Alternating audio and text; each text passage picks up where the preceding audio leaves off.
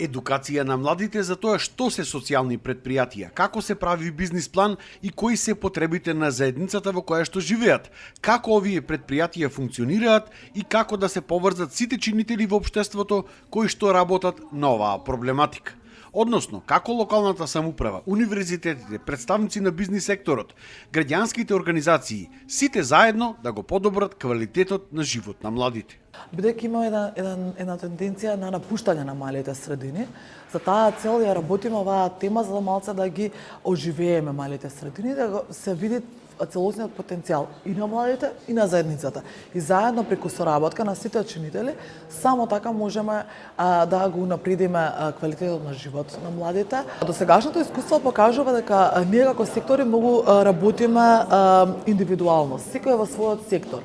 Многу малку имаме прилика да се поврзаме и да видиме што можеме заедно да направиме. Така што ова покажува дека мораме почесто да се среќаваме, да гледаме кој што точно работи и да видиме заедно како можеме да ја унапредиме позицијата на младите. Овој проект на Младински сојуз Крушево се спроведува во 8 плански региони во Македонија, а крајната цел е преку истиот на ниво на држава.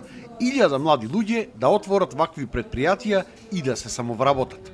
На младите за да бидат успешни социјални претприемници во нивната заедница, дома, има потреба да имаат силна поддршка.